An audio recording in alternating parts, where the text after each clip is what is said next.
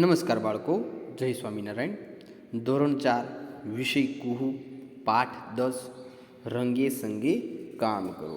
બાળકો, આપણે આ પાઠની સરસ મજાની વાર્તા રંગારો કોણ એના વિશેની સમજૂતી ભાગ 1ની અંદર પ્રાપ્ત કરેલી છે. જો તમે તે ન જોઈ હોય તો તમે મારી ચેનલ પર જઈ અને એ વિડીયો જોઈ શકો છો અને ચેનલને સબસ્ક્રાઈબ કરી શકો છો. હવે આપણે એ વાર્તા પછી વાતચીતની સમજૂતી પ્રાપ્ત કરી હતી અને એ પછીથી આપણે પાઠ સમજવાનો બાકી છે, તો ત્યાંથી સમજૂતી પ્રાપ્ત કરીએ.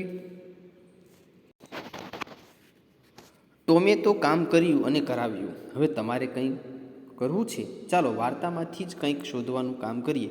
જોજો, ટોમની જેમ બેસી ન રહેતા. બાળકો, આપણને સરસ મજાનું કામ છે અહીં આપવામાં આવ્યું છે. તમે તમારી રીતે કોષ્ટક લખી શકો છો પાઠ્યપુસ્તકની અંદર. મેં અહીં મારી રીતે લખેલું છે કે રમવાની વસ્તુઓ તો આપણે કહી શકીએ લખોટીઓ, પતંગ, રમકડા, સિપાઈ. આ સિવાય તમે વધારાની વસ્તુઓ લખી શકો. જગ્યા તો કે લખોટીઓ છે, પતંગ છે, ઘરની બહાર વરંડામાં રમી શકાય. ક્રિયાઓ આરામ કરવો, દિવાલ કોળવી, દિવાલનું નિરીક્ષણ કરવું, જોની. ત્યારબાદ માણસોના નામ તો તમે તમારી રીતે નામ લખી શકો છો. મેં અહીં લખ્યું છે રામ, લખન, રતન, મનન, કૃષ્ણા, દિયા અને પરમ. તમને ગમતા શબ્દો તો મને ગમતા છે સફરજન, લખોટી, પટ્ટો, સિપાઈ. આ સિવાય તમે તમારી રીતે લખી શકો છો. તમને અર્થ ખબર ન હોય તેવા શબ્દો તો કે તાળો, ચૂનો, રિવાજ, આફત. આ સિવાય તમને જે શબ્દ ગમતા હોય એ શબ્દ તમે લખી શકો છો. હવે આગળ જોઈએ તો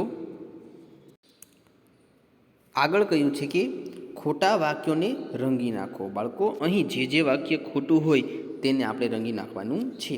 તમે તમારી રીતે તમને ગમતો હોય એ રંગથી તમારે રંગવાનું છે. અહીં જે વાક્ય ખોટું હશે એ હું તમને દર્શાવીશ. રંગ પૂરવાનું કામ તમારે ઘરે જ જાતે કરવાનું છે. પેલું કે ટોમ માસીએ સોંપેલા કામ ખૂબ ઉત્સાહથી કરતો. તો તમને ખ્યાલ છે, વાર્તા તમે સમજ્યા છો કે આ વાક્ય કેવું છે, તો કે આ વાક્ય ખોટું છે. તો રંગવાનું કામ છે તમારે ઘરે જાતે કરવાનું છે. બીજું, ટોમને રવિવારે કામ કરવાનું ખૂબ ગમતું. તો આ વાક્ય કેવું છે બાળકો, વિચારો. તો આ વાક્ય પણ કેવું છે, ખોટું. ત્યારબાદ ત્રીજું, ટોમ દુઃખી હોય એટલે સીટી વગાડતો. તો આ વાક્ય કેવું છે બાળકો, તો કે આ વાક્ય પણ ખોટું છે. ચોથું, ટોમને ચૂનું કરતો જોઈને બેન તેની મદદ કરવા આવ્યો. તો આપણને ખબર છે કે આ વાક્ય પણ ખોટું છે. ત્યારબાદ પાંચમું, થોડીવાર ચૂનો કર્યા પછી ટોમને ચૂનો કરવાનું ખૂબ ગમી ગયું. તો તમને ખ્યાલ છે, વાર્તા તમે સમજ્યા છો કે આ વાક્ય પણ ખોટું છે. ત્યારબાદ છઠ્ઠું, ટોમના મિત્રો તેની મશ્કરી કરવા ઈચ્છતા હતા. તો આપણે કહીશું કે આ વાક્ય સાચું છે. તો વાક્ય સાચું હોય એમાં તમારે રંગ કરવાનો નથી. સાતમું, ટોમને બેને રમવાની અને બિલીએ ખાવાની વસ્તુ આપી. તો આપણને ખ્યાલ છે કે આ વસ્તુ એટલે કે આ વાત ખોટી છે.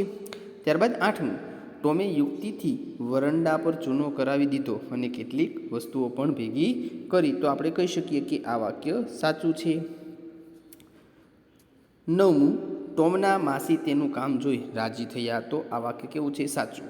તો બાળકો, અહીં જે વાક્ય સાચા છે એ તમારે રંગવાના નથી, પરંતુ જે વાક્ય ખોટા છે એ તમારે રંગવાના છે. અને એ પ્રવૃત્તિ તમારે ઘરે જાતે કરવાની છે.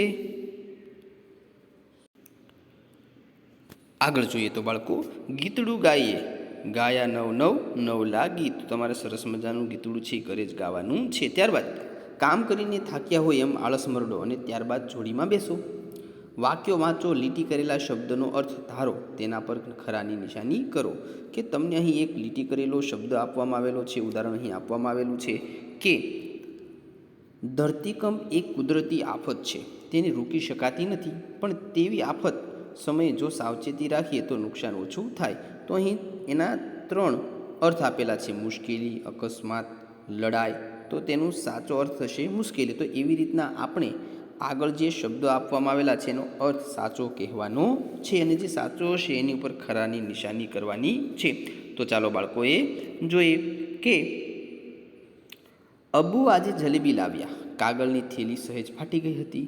એમાંથી પીળી જલેબી જોઈને આયશાના મોઢામાં પાણી આવી ગયું. જો બાળકો, મોઢામાં પાણી આવી જવું એટલે કે મોઢામાં પાણી આવી ગયું એનો અર્થ થશે ખાવાનું મન થવું.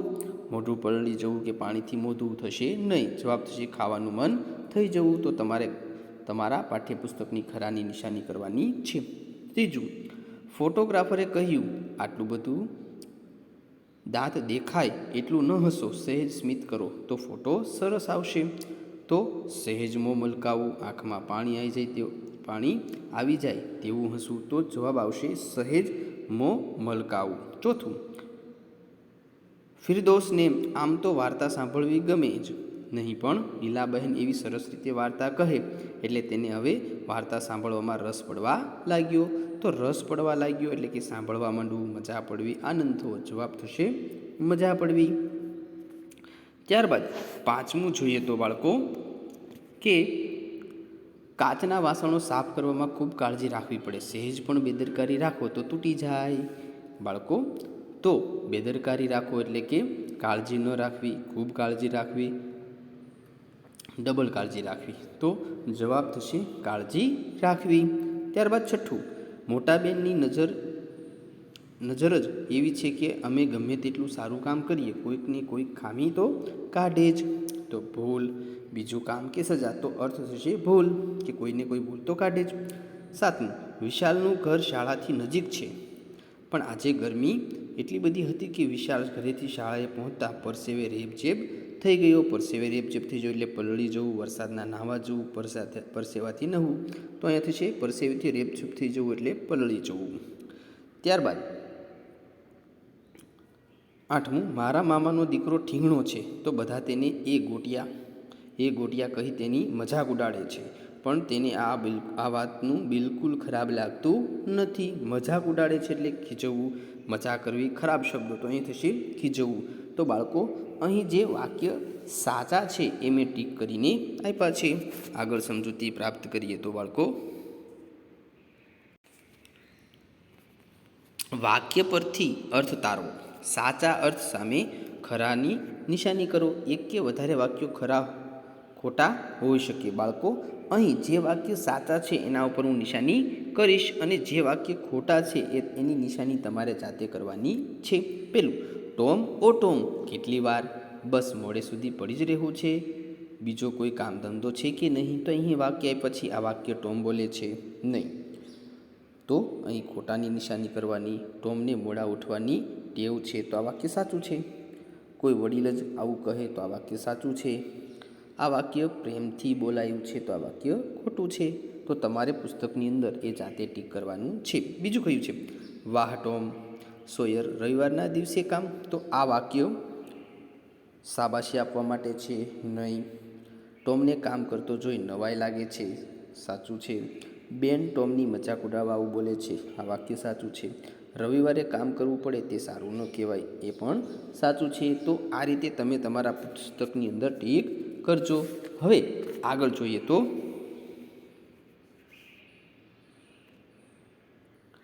તારી આ જ ટેવ મને નથી ગમતી, આ વાતમાં દોસ્તી ક્યાંથી વચ્ચે આવી? તો આપણે કહી શકીએ કે ચૂનો લગાવવાની વાત ચાલી રહી છે, તો એ ખોટું છે. ટોમને બેનની દોસ્તી નથી ગમતી, તો એ પણ ખોટું છે. ત્યારબાદ આપણે તો દોસ્ત કહેવાય ને, એવું બેન વારંવાર બોલતો હશે ને, એટલે કે એવું બેન વારંવાર બોલતો હશે, એ વાક્ય સાચું છે. ત્યારબાદ આ વાક્ય ટોમ ખોટો ગુસ્સો બતાવવા બોલે છે, તો એ પણ સાચું છે. ત્યારબાદ ચોથું, ટોમ આવું શું કરે છે? આખું સફરજન તારું. ટોમ અડધું સફરજન લેવા તૈયાર નથી, તો એ ખોટું છે. પોલીમાસી ટોમને કહે છે, તો કે એ પણ ખોટું છે. બેન ખુશીથી ટોમને આખું સફરજન આપવા ઈચ્છે છે, તો આ સાચું છે. બેન દિવાલ રંગવાના બદલામાં ટોમને આખું સફરજન આપે છે, તો એ પણ સાચું છે.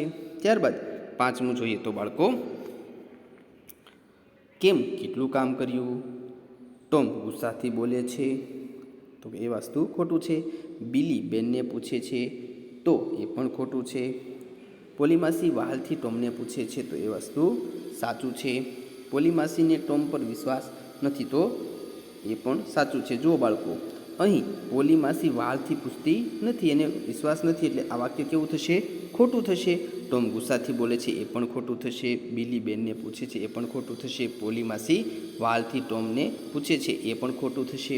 અને પોલીમાસીને ટોમ પર વિશ્વાસ નથી, એ વાક્ય સાચું થશે. તો એ નિશાની છે તમારે જાતે નીચે કરી નાખવાની છે. આગળ જોઈએ તો બાળકો, આવી વાતચીત કોણ કરી શકે? વાર્તામાં આવતા પાત્રોના નામ વિચારોને લખો. ઉદાહરણ: હું ટોપલીમાંથી બીજું એક સફરજન લઉં તો આ કોણ બોલે છે? ટોમ. કેટલાક સફરજન ખાઈશ બેન કહેતો હતો કે તું એનું પણ સફરજન ખાઈ ગયો? માસી. તો પેલું: મારે પણ બેનની જેમ ચૂનો લગાવતા શીખવવું છે તો એ કોણ બોલે છે? બિલી. જો તું મને પતંગ આપે તો તને પીછી મળે? ટોમ. યાર, મને પણ ચૂનો લગાડવા આપને? જોની બોલતો હશે. પણ તું મને લખોટી આપે તો હું તને ચૂનો લગાડવા પીછી આપું? ટોમ બોલતો હશે. શી વાત છે, તને કામ કરવામાં બહુ મજા આવી રહી છે ને? તો આ વાક્ય બેન બોલતો હશે. હાસતો એટલે તો આમ મસ્ત સીટી વગાડતો વગાડતો કામ કરું છું. આ વાક્ય ટોમ બોલતો હશે. તું તો લખોટીઓ લઈને આવતો હતો ને, ક્યાં ગઈ તારી લખોટી? તો આ વાક્ય માસી બોલતા હશે. ત્યારબાદ માસી, એ તો એક મસ્ત કામ કરવા માટે મેં મારા ભાઈબંધને આપી દીધી. આ વાક્ય ટોમ બોલતો હશે.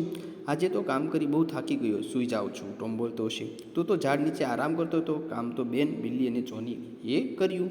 તો વાક્ય માસી બોલતા હશે. તો બાળકો, આ રીતે તમારે તમારા પાઠ્યપુસ્તકની અંદર લખવાનું છે. આગળ જોઈએ તો બાળકો, કોણ સારો અભિનય કરશે? અભિનય કરો. બાળકો, આ બધા અભિનય છે તમારે જાતે જ ઘરે કરવાના છે. પેલું: ટોમને માસીએ દિવાલ રંગવાનું કહ્યું ત્યારે ટોમ ચૂનાની ડોલ તરફ જુએ છે. તો આ અભિનય તમારે જાતે ઘરે કરવાનું છે. બીજું: બેન આવ્યો એ પહેલાં ટોમ દિવાલ રંગી રહ્યો છે. એ અભિનય પણ તમારે જાતે કરવાનો છે. બેનના આવ્યા પછી ટોમ ચૂનો લગાડી રહ્યો છે. એ અભિનય પણ તમારે જાતે કરવાનો છે. ચોથું: બેન ટોમને ચૂનો લગાડતો જોઈ રહ્યો છે. પાંચમું: પરસેવે રેબઝેબ થઈને બેન ચૂનો લગાવી રહ્યો છે. છઠ્ઠું: ટોમ ઝાડ નીચે બેસી સફરજન ખાઈ રહ્યો છે.